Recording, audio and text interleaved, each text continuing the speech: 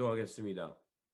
좋으신 아버지 하나님, 우리에게 하나님 나라에 대해서 또 하나님 나라의 의에 대해서 눈을 뜨고 또 그 진리를 향해서 살아갈 수 있도록 인도하시고 깨워주신 거 감사합니다. 우리가 이제 진리에 대해서 눈을 떴사오니 결단코 세상이 요청하는 대로 살지 않게 하시고 언제 어디서나 무엇을 하든지 하나님의 뜻을 먼저 헤아리고 하나님의 기쁨 되어 살아가는 저희들 될 수 있도록 도와주시옵소서.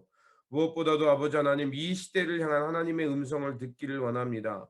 말씀을 통해서 이 시대를 분별하게 하여 주시고 하나님의 선한 역사가 어디에 있는지 알고 그것을 선택하며 살아가는 우리 모두가 되게 하여 주시옵소서. 우리 구주 예수 그리스도 이름으로 기도드립니다. 아멘. 오늘 우리에게 주신 말씀은 요한계시록 2장에서 3장입니다. 본문 읽기는 2장 1절에서 7절, 3장 21절에서 22절입니다.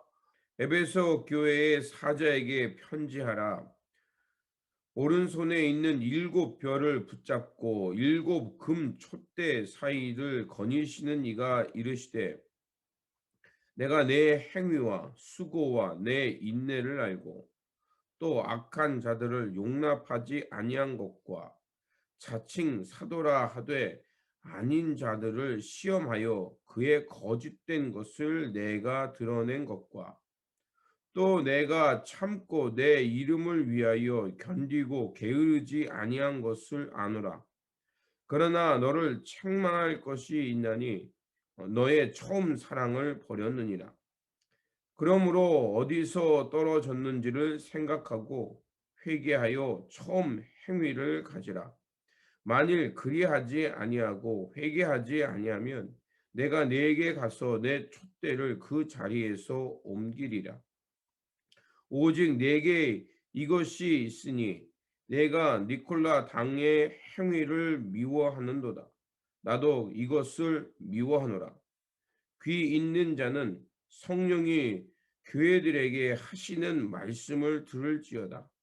이기는 그에게는 내가 하나님의 낙원에 있는 생명나무의 열매를 주어 먹게 하리라. 이기는 그에게는 내가 내 보좌에 함께 앉게 하여 주시기를 내가 이기고 아버지 보좌에 함께 앉은 것과 같이 하리라. 귀 있는 자는 성령이 교회에게 하시는 말씀을 들을지어다. 아멘. 오늘 본문 요한계시록 2장에서 3장은 소아시아, 지금 터키 땅이죠. 그곳에 있는 7교회를 향하여 이제 예언과 또 교훈의 말씀을 주는 본문입니다. 첫 번째로 에베소 교회에 대해서 칭찬을 하죠. 에베소 교회는 행위, 수고, 인내, 또 악한 자들을 잘 분별해서 그들을 용납하지 않고 교회에서 분별해내는 것, 이런 모범적인 행위를 칭찬했습니다. 하지만 어쩌된 일인지 그들이 이렇게 모범적인 행위를 했음에도 불구하고 중요한 것을 잃어버렸습니다. 바로 처음 사랑, 하나님의 첫사랑을 잃어버린 거죠. 그러니까 진리를 추구하는 것 중요합니다. 그런데 진리를 추구하는데 이 너무 이성적인 것을 내세우다 보니까 가슴 따뜻한 사랑, 그것을 잃어버린 거예요. 그러니까 우리가 진리를 추구하지만 주님의 사랑을 잃어버려서는 안 된다는 거죠. 그리고 두 번째로 서머나 교회입니다. 서머나 교회는 유대인들로부터 많은 핍박을 받았던 교회입니다. 어려움 가운데 이렇게 핍박을 받고 있는데 10절에 보면 죽도록 충성하라고 이렇게 말을 하고 있습니다. 그러니까 핍박이 오래되다 보니까 이 믿음이 흔들린 거예요. 그런데 여러분 이런 말이 있지 않습니까? 달리는 말에 채찍질을 한다. 그런 얘기가 있어요. 열심히 달리고 있는데 채찍을 더하는 거죠. 그럼 우리가 보면 말이 안 되잖아요. 그런데 오히려 이렇게 고난 중에 있지만 그 고난 가운데 믿음을 지키며 주님을 위해 충성을 하다 보면 귀한 사역의 열매가 맺어지는 것을 볼 수가 있습니다. 어제도 말씀드린 것처럼, 어제가 아니죠. 토요일 날 말씀드린 것처럼 인생에서 큰 족적을 남긴 사람들은 평안한 사람들이 아니에요. 때로는 고난이 있고 또 때로는 어떤 우리 인생에 크랙이 갑니다. 근데 그 크랙이 가는 그 여정을 하나님 앞에서 좋은 은총의 수단으로 승화시킬 때 그것이 내 안에서 승화가 되면 그것이 상처였지만 그것이 그리스도를 향한 흔적이 되어서 다른 사람을 품을 수 있게 되고 하나님의 진리를 향해서 아주 멋진 모습으로 하나님의 일 가르치 하나님의 영광을 드러내는 이정표와 같은 사람이 될 수 있습니다. 그렇기 때문에 중요한 것은 우리가 주님의 그 사명을 받은 자, 또 하나님 나라의 거룩한 백성이라는 것을 잊지 않고 우리에게 주어진 사명의 자리가 있습니다. 그 자리를 끝까지 지켜내고 그래서 이 임무를 완수하는 것 그것이 중요하다는 거죠. 그래서 지금 고난 가운데 있는 그 교회를 향해서 이렇게 충성하라라고 이제 요한계시록은 말하고 있습니다. 그리고 세 번째 버가모 교회입니다. 버가모 교회는 이제 믿음의 길에 굳게 서서 그 믿음을 지키라고 얘기합니다. 예수님의 말씀은 좌우의 날선 검보다 더 예리하다고 되어 있죠.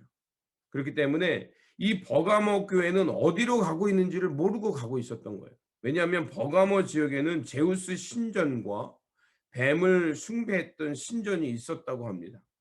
그러니까 이런 신전이 있었다는 얘기는 뭐냐면 우상 숭배의 유혹이 많았다는 겁니다. 그리고 이런 것을 거부하게 되면 외부로부터 핍박이 오고 결국에는 또 이 버가모 교회는 안디바라는 사람이 순교까지 했던 곳이었습니다.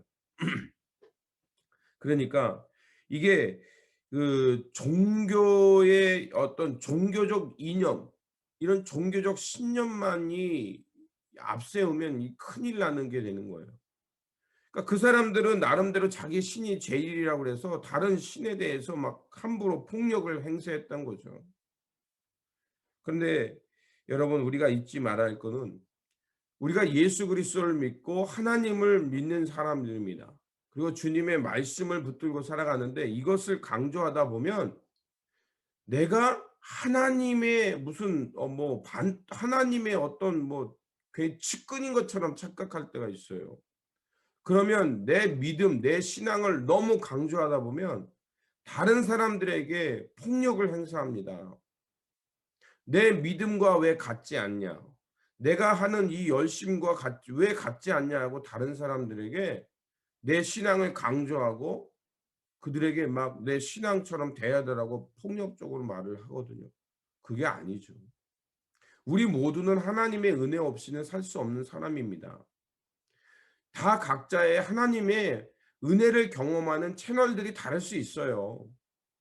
그 하나님은요, 어떤 사람은 말씀을 묵상하다가 하나님의 은혜를 깊이 체험할 수도 있고, 때로는 쓰라린 고통 가운데서 하나님 앞에 눈물로 기도하다가 하나님의 은혜를 경험할 수도 있고, 어떤 사람은 또 삶에 열심히 살다가 위기를 통해서 하나님의 은혜를 경험할 수도 있고, 또 자녀의 문제, 가정의 문제, 이런 문제를 놓고 하나님 앞에 기도하다가 은혜를 경험할 수가 있어요.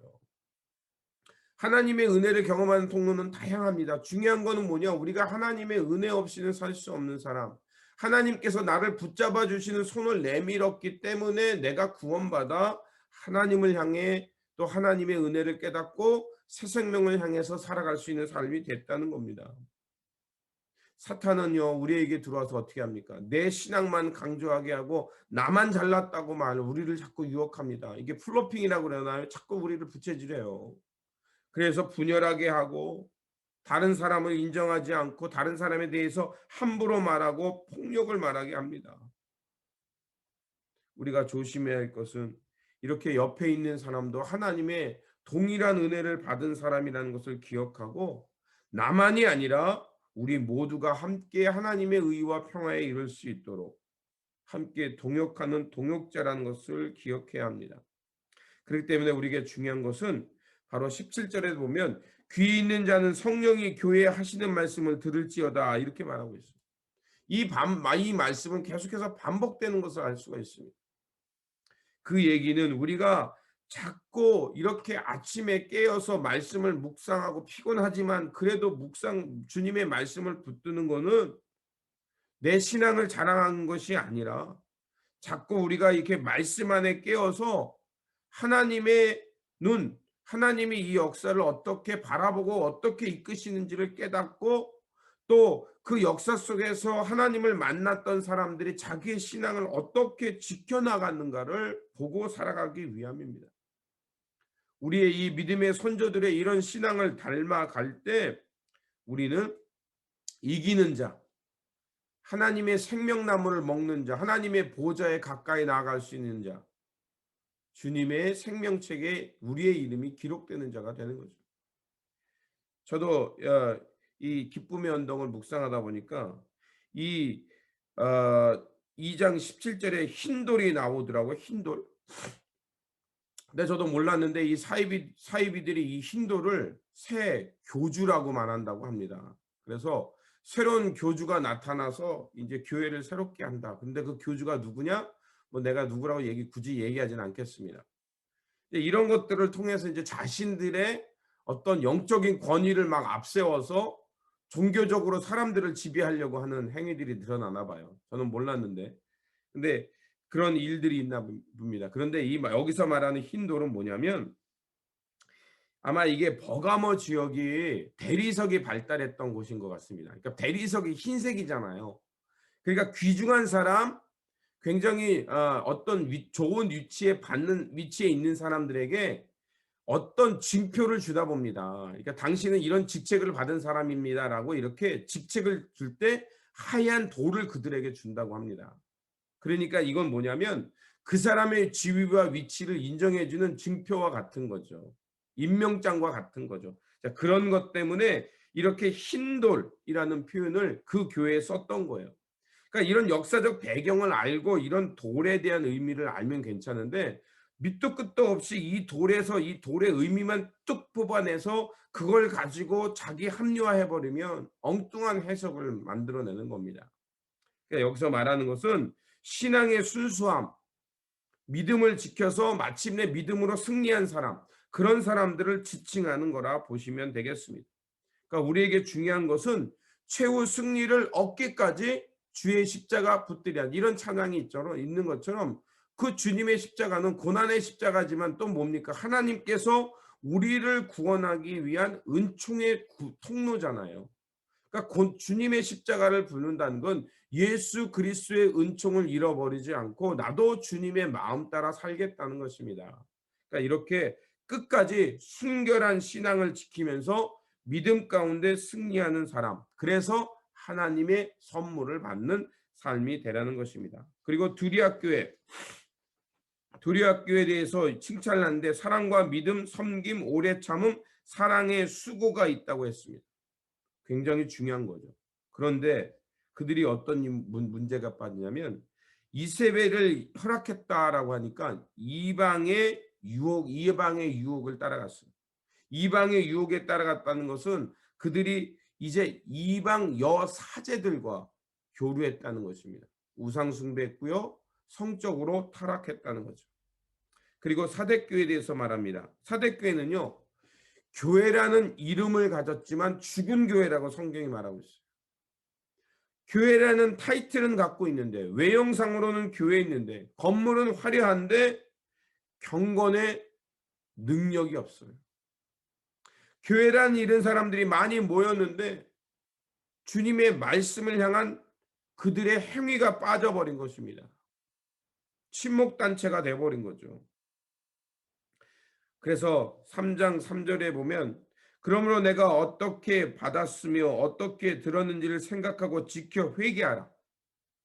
만일 일깨치 아니하면 내가 도둑같이 이르니 어느 때에 내게 이르는지 내가 알지 못하니. 그러니까 자기 만족에 자기의 풍요에 빠져버린 것이 없습니다. 우리가 중요한 건 우리 웨슬리가 했던 그 그리스도의 완전이라는 책이 있습니다. 그 얘기는 뭐냐면 우리는 almost 크리스찬이 아닙니다. 교회 열심히 가고 우리가 구제 활동하고 열심히 기도 생활하고 해서 almost 크리스찬, 그래서 누가 볼 때 좋은 믿음이 신앙이 좋은 사람이 거기에서 만족해서는 안 돼요. 우리는요.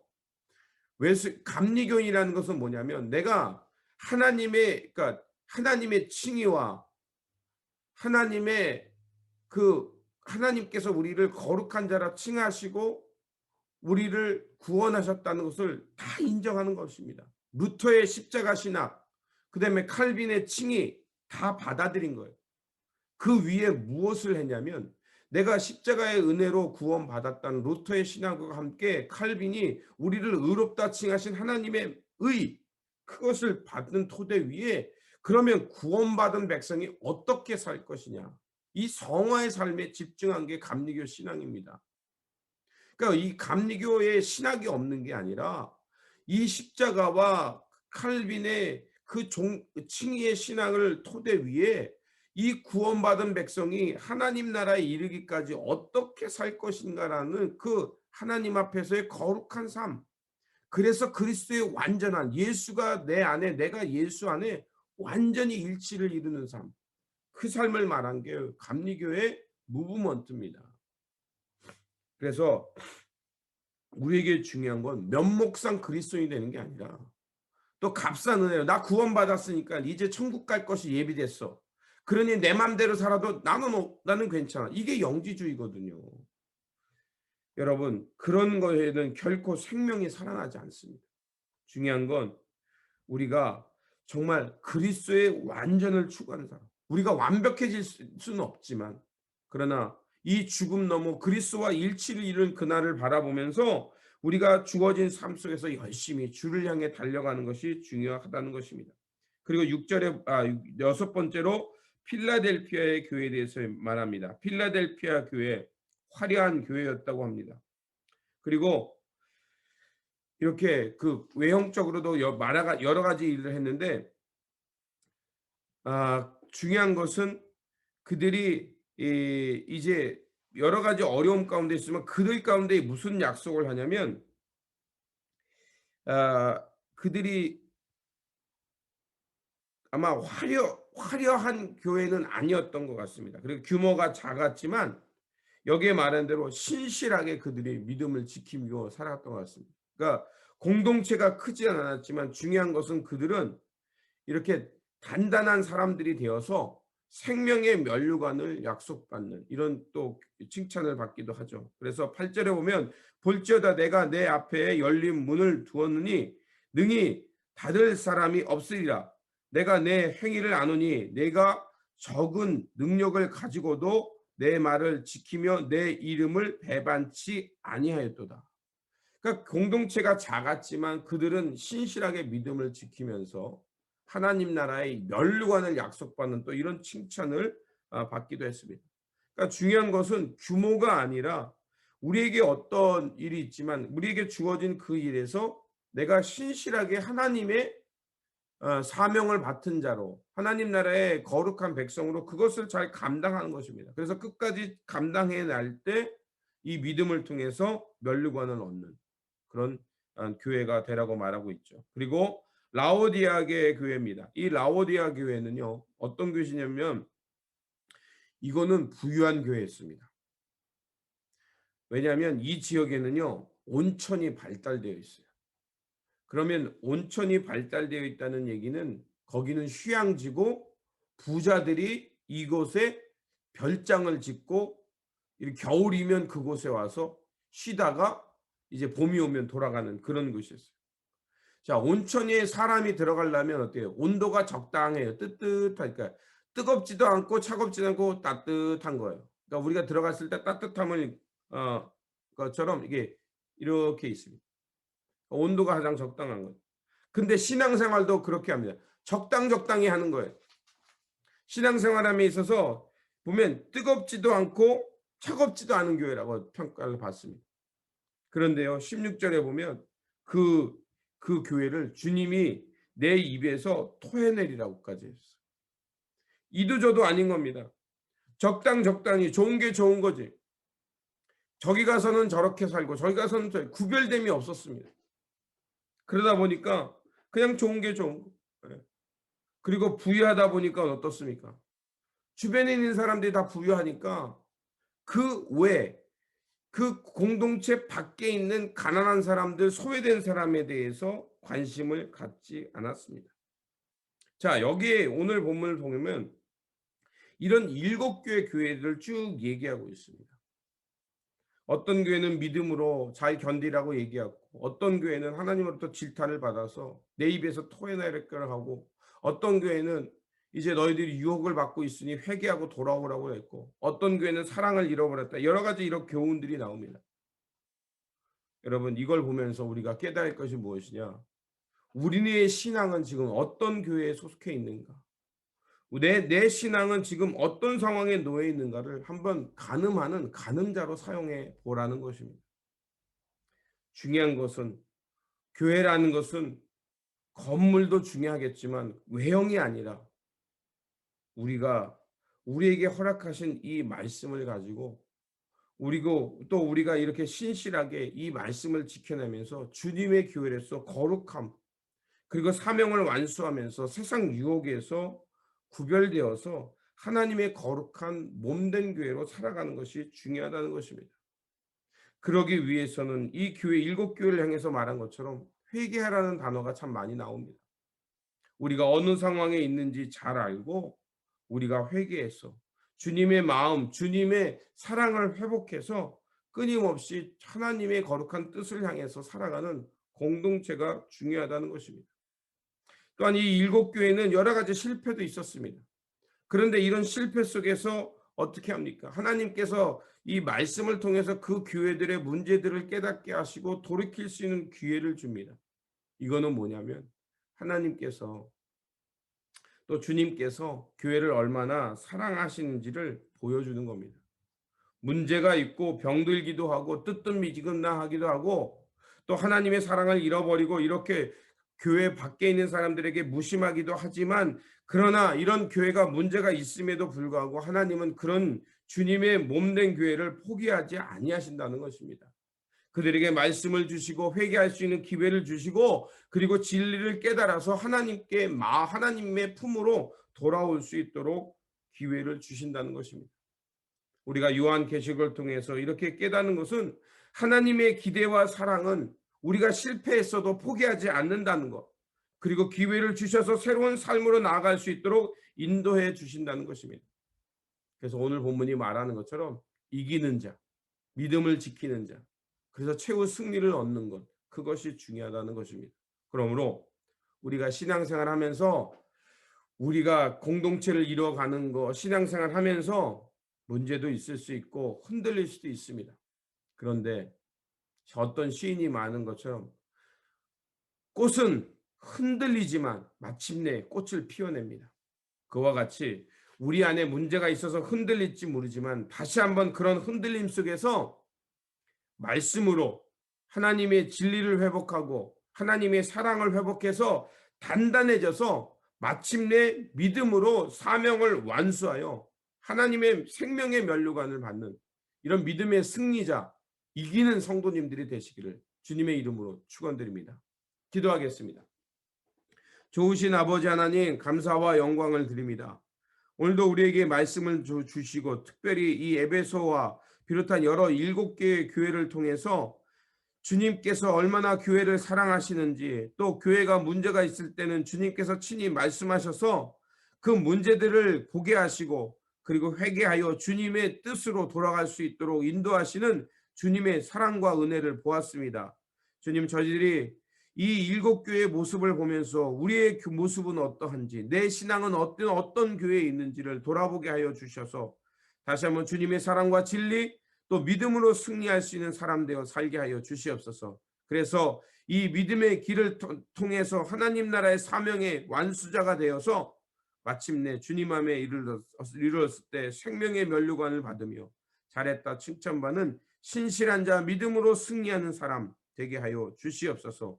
오늘도 주님 손에 맡깁니다. 이 하루가 믿음으로 말씀으로 진리를 분별해내고 또 이 세상에서 믿음으로 승리하며 살아가는 주님의 거룩한 백성들 되게 하여 주시옵소서. 우리 구주 예수 그리스도 이름으로 기도드립니다. 아멘.